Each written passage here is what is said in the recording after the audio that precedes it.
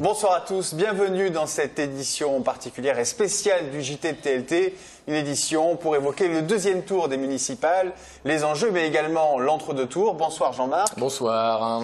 Nous sommes en compagnie de deux confrères, deux journalistes ce soir. À ma gauche, Jean-Wilfried Sorkès, bienvenue. Bonsoir. Et Bruno Vincent, donc vous travaillez pour l'Humanité, RMC, BFM, Le Figaro. Oui. Voilà, on va évoquer les thématiques. On peut parler un peu de tout. On peut déjà rappeler les premiers chiffres. L'abstention en 2008 était de 43,5% au premier tour. Au second tour, à 38,53%. Et puis là, pour ce premier tour des élections municipales 2014, nous sommes à 47,78 à Toulouse. Autrement dit, 5 points d'écart. On peut donc parler d'abstention. Messieurs, est-ce que c'est la clé finalement de ce second tour? Faut-il voir directement dimanche à 18h les premiers chiffres qu'on pourra avoir? Si l'abstention diminue, est-ce à dire qu'il y aura plus d'électeurs? Est-ce à dire que la face de Toulouse n'en sera pas changée? 5 points d'écart, on le rappelle, avec un écart entre les deux candidats qui est d'un peu plus moins de 6 points. D'un peu moins de 6 points. On parle beaucoup de l'abstention, mais elle n'est pas répartie de manière égale. Dans les beaux quartiers de Toulouse, on vote beaucoup plus. Même chez les anciens, on le sait. Oui, alors il y a aussi une question d'âge, mais il y a aussi une question de sociologie. Dans les bureaux de vote Jean Jaurès, l'école Jean Jaurès au Buscat, l'école Fabre dans le quartier de la Dalbade, il y a des participations qui sont assez élevées, comme l'école Le Lègue à la Côte-Pavée également. Donc on parle beaucoup de l'abstention, mais en fait elle est très inégale selon les quartiers, selon les communes aussi, de manière plus générale. Dans la commune de Vieille-Toulouse, qui est la commune la plus huppée de Haute-Garonne, qui est la commune où les habitants ont les plus hauts revenus, la participation dépasse les 75%. Donc l'abstention n'est pas un phénomène qui frappe de manière indéterminée les quartiers. Et néanmoins, les chiffres sont là. La question qui se pose, c'est de savoir est-ce que c'est réellement ce qui peut faire la différence, l'inconnu majeur. On peut voir avec Jean-Wilfried d'ailleurs. Est-ce que c'est les quartiers populaires qui doivent voter, Moi, ce qui est sûr, c'est que je pense qu'il s'agira d'abord de voir quel sera le recrutement de chaque candidat. D'après le sondage, je vais parler pour ma paroisse, BFM TV Orange pour Le Figaro, on apprend que le recrutement des voix de Jean-Christophe Célin sur Pierre Cohen sera quasiment respecté, autour de 80% de report et 20% des gens qui n'iront pas voter. Sur le recrutement de Moudinque, d'une certaine façon, sur le Front National, 7 sur 10 iront voter pour Moudinque et très très peu iront voter pour Cohen et 10% environ n'iront pas voter. Ensuite, effectivement, c'était tout le débat de l'entre-deux tours. Qui recrutait à droite? Notamment pour Jean-Luc Moudinque, il y avait un véritable casse-tête, parce qu'on le sait, en 2008, l'essentiel de ses électeurs, il y avait beaucoup de cadres, et certains de ces cadres sont allés acheter des propriétés ou des habitations à l'extérieur de Toulouse. Ce sont des électeurs maintenant de Balma, de Foncegrive, de Colomiers, de Blagnac, et ces gens-là, il ne pourra pas les recruter. Donc pour lui, cette semaine a été consacrée à ce recrutement un petit peu difficile dans tous les quartiers, les beaux quartiers, les quartiers plus populaires. Et pour Pierre Cohen, il s'agit de recruter essentiellement dans les quartiers populaires où les voix ont fait énormément défaut dimanche dernier. On a vu que dans le canton Toulouse 8, qui couvre une partie de la Côte-Pavée, Jean-Luc Moudinque réalise des scores bien au-dessus de sa moyenne. Il fait quasiment 50% des voix dans le canton Toulouse 8 qui recoupe une partie de la Côte-Pavée. Donc je crois que l'abstention profite à Jean-Luc Moudinque et la participation profite à Pierre Cohen. Alors l'autre inconnu de ce second tour, c'est bien sûr la suite de la situation nationale qu'on a pu voir lors du premier tour, cette vague bleue. Est-ce qu'elle appellerait plutôt à une confirmation ou à une réaction de gauche? Je pense que les électorats vont se mobiliser, je ne suis pas Madame Soleil, mais je pense que les électorats vont se mobiliser dimanche. Il s'agira de voir si ceux qui ont voté dimanche dernier seront toujours au rendez-vous ce dimanche, ou s'il y a des nouveaux électeurs recrutés par les deux camps dans l'entre-deux tours, si ces gens-là seront au rendez-vous. Est-ce que c'est la vague bleue, on le verra dimanche soir. Ce qui est sûr, c'est que il est évident, il y a eu 2 sondages réalisés cette semaine à Toulouse, le 9e et 10e sondage de la campagne, sondage CSA BFM Le Figaro, sondage IFOP pour Paris Match Sud Radio. Les 2 sondages disent que ça va se jouer à un point. Il y en a un qui donne 55 pour et l'autre le score inverse. Donc il est clair que un point c'est rien du tout. Un point c'est 1200 voix. Ça nous rappelle au passage des souvenirs. 1209 voix d'écart en 2008. Moi je pense que ça peut se compter, recompter. Et qu'on n'est pas couché, si vous voulez mon avis. Mais Jean-Wilfried Fourcès, est-ce que cette vague bleue, est-ce que le point de vue national va peser sur Toulouse, à votre avis? Alors moi je suis Bruno Vincent, je suis pas Jean-Wilfried Fourcès. Bruno Vincent, pardon. Vous êtes pour l'humanité. Absolument. Je crois qu'il peut y avoir un sursaut de la gauche au second tour. Moi non plus, je suis pas un homme soleil. Ça s'est déjà vu. Je me souviens des législatives de 2007. Le premier tour avait été très favorable à Sarkozy et à l'UMP. Et il y avait eu un retournement de tendance entre les 2 tours. Et la gauche avait rattrapé une bonne partie de son retard au second tour. Alors est-ce qu'on va assister au même scénario on verra dimanche. Chacun avec sa boule devinatoire. Ce qui est sûr, c'est que les 2 équipes ont vraiment été très appliquées, très concentrées, très méthodiques cette semaine sur un quadrillage vraiment... un tractage impermanent. Vraiment, c'était très mobilisé. Une bataille au corps à corps, quoi. Moi, j'ai vu des gens sur le terrain qui me disaient au micro c'est du corps à corps, quoi. On va chercher chaque électeur parce que les gens sont convaincus que dimanche soir, ça va se jouer à rien du tout. Donc, une rue, 2 rues, 3 rues, il faut rien rater parce que c'est 10 voix, 20 voix. Et si dimanche soir on se retrouve avec un scrutin très très serré, toutes les voix compteront. C'est plus probable. Ce qui peut éventuellement jouer, on va le voir, en tout cas de par vos points de vue respectifs, c'est l'impact de l'actualité nationale. Alors on a vu bien sûr d'un côté Florange et la décision du Conseil constitutionnel qui censure cette loi qui assène un coup assez rude à François Hollande. Est-ce que ça peut avoir un impact localement? Moi j'y crois pas une seconde. Il y a des affaires, Sarkozy, la droite qui peut être aussi mise en difficulté.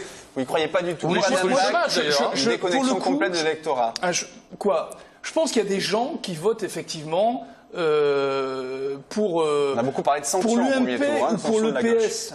Ok, mais c'est vraiment une élection locale. Et je pense que ce qui a surtout préoccupé les gens ici, c'est notamment les transports, les embouteillages. Est-ce que le matin, quand je dois traverser Toulouse pour aller à Auch et que je me tape 1 heure d'embouteillage sur la rocade, est-ce qu'on va faire sauter le bouchon qui va chez Airbus? Est-ce que les gens qui vont aller travailler à l'Oncopole dans 1 mois, ceux-là pourront y aller avec quel bus, quel métro, quel tramway, tout ça? Ça préoccupe les gens. Et je crois que les gens attendent et Jean-Luc Moudenc et Pierre Cohen sur ce programme-là, comme ils l'attendent sur l'urbanisme. Quelle ville je vais avoir dans 10 ans, dans 20 ans? Quelle ville pour mes enfants? Est-ce que c'est un centre-ville piétonnier? Mais si c'est les piétons, on ne peut pas y aller en bagnole. C'est ça qu'ils veulent savoir.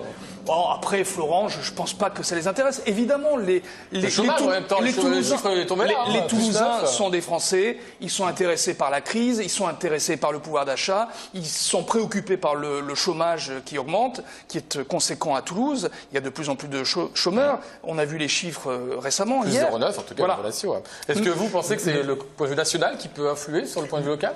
Le débat politique national a beaucoup embrouillé les enjeux municipaux. Ceci dit, les 2 candidats qui restent en lice font campagne sur des thèmes municipaux, sur des thèmes toulousains. Et là, si on peut dire, il n'y a pas photo entre les 2 candidats. Ils n'ont pas les mêmes projets. Et même, on peut même dire qu'on peut juger sur pièce. Les Toulousains peuvent juger sur pièce. Jean-Luc Moudenc a été maire de Toulouse pendant 4 ans. Pierre Cohen est maire de Toulouse depuis 6 ans. Donc ils ont été tous les 2 à l'œuvre. Et je crois que les Toulousains peuvent voir les différences de politique. L'aménagement du centre-ville n'a pas été du tout le même sous Jean-Luc Moudenc ou sous Pierre Cohen. Donc dimanche, les Toulousains ne vont pas voter entre 2 abstractions. Mais ils pourront juger sur 2 politiques concrètes qui ont déjà été mises en œuvre. Oui, je suis assez d'accord. Je dirais les Toulousains ne vont pas voter par défaut dimanche. Ils vont voter, soit pour tel ou tel candidat parce qu'ils adhèrent à ses idées, ils adhèrent à son projet. Ce qui veut dire que les campagnes ont été réussies des 2 côtés finalement. Oui, c'était des campagnes relativement modérées, concrète, pragmatique, avec deux hommes qui sont deux besogneux, deux travailleurs de fond, inconnus médiatiquement au niveau national. Pour preuve, moi je peux vous dire un simple témoignage. Cette campagne n'a absolument pas intéressé mes trois rédactions pendant des mois et des mois. BFM TV, Le Figaro et RMC. Elle intéresse les rédactions depuis une semaine. Les rédactions nationales se sont réveillées au lendemain du premier tour en se disant « Tiens, Toulouse peut basculer ». En revanche, l'humanité s'intéresse depuis longtemps à la 4e ville de France. C'est possible, c'est certain. Je peux vous le dire. Et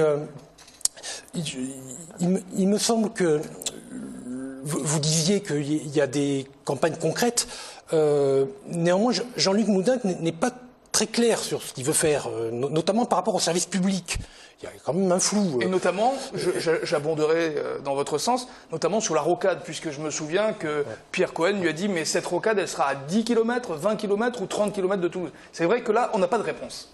Alors, on va évoquer justement les thématiques qui ont porté durant cet entre-deux tours. Il y a eu les transports, BHNS, tram contre métro, rocade. On a parlé bien sûr sécurité, emploi, urbanisme. Quelle serait la thématique qui a, selon vous, le plus fédéré ou du moins le plus créé de points de tension entre les deux candidats? Les transports, pour moi. Les transports, l'urbanisme et le logement. Très important l'urbanisme, c'est très très important. Alors détaillez un petit peu pourquoi, selon vous... Quel visage pour la ville, c'est ça?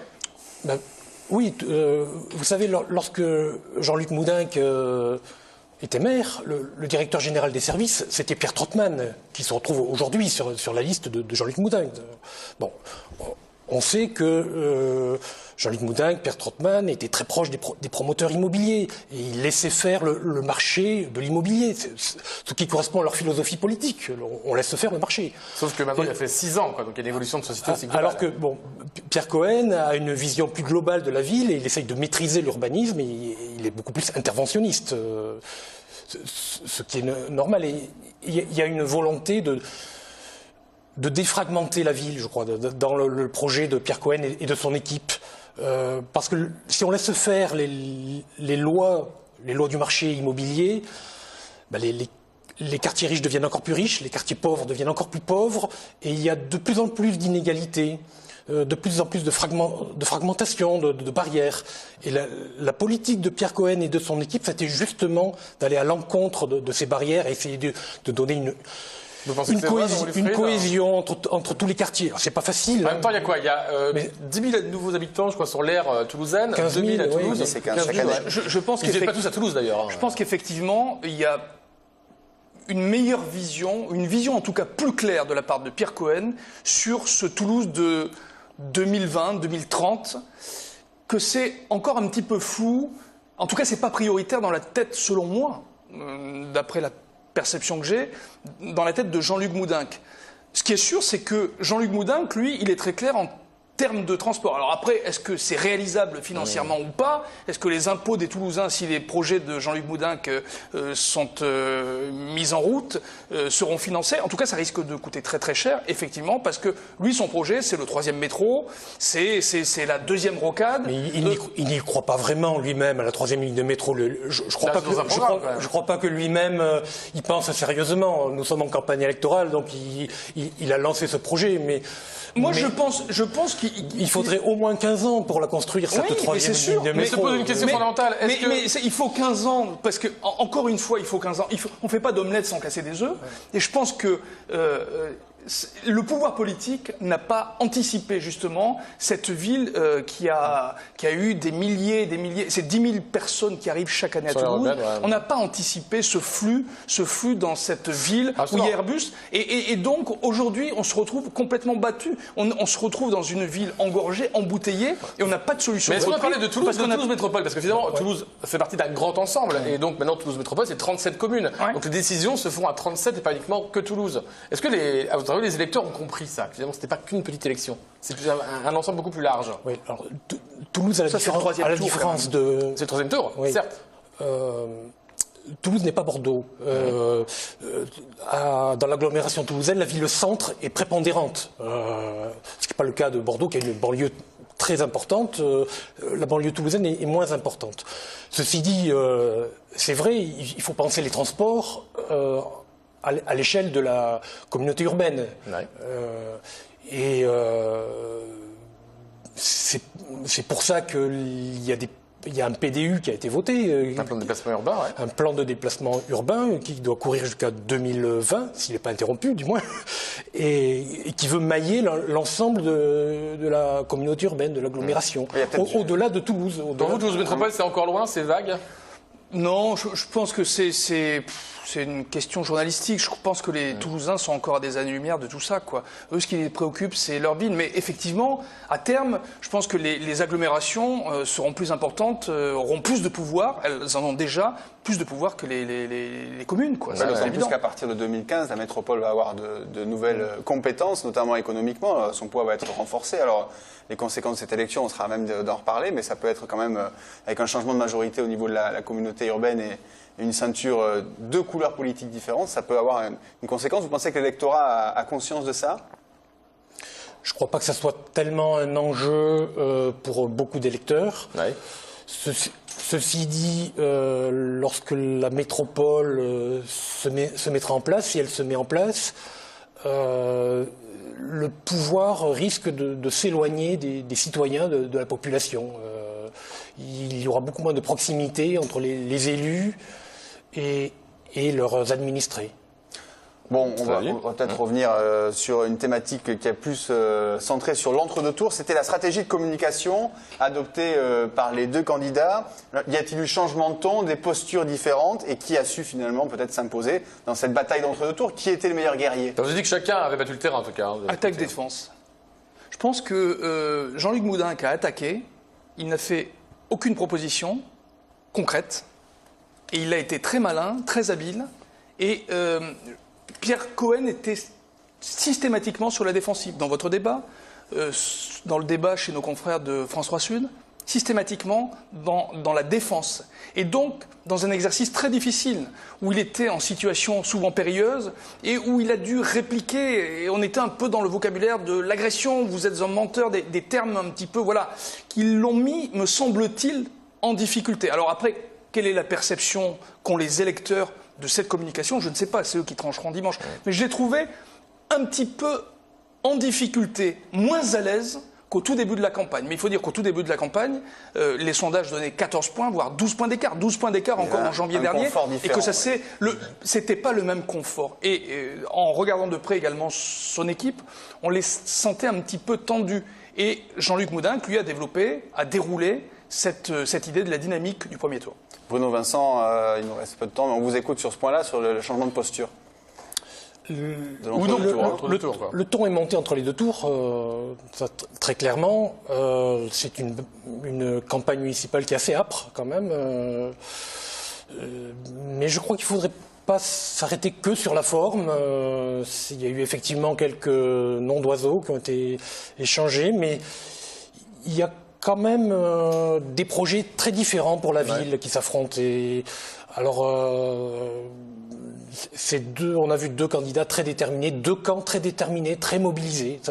Aussi bien à gauche qu'à droite, les militants sont très très mobilisés. On voit sur une même station de métro les militants des deux camps qui distribuent. Je vous disais tout à l'heure. Donc c'est très très très mobilisé et ça va être très serré dimanche. Très bien, on arrive deux hommes modérés, très rapidement. Deux hommes modérés.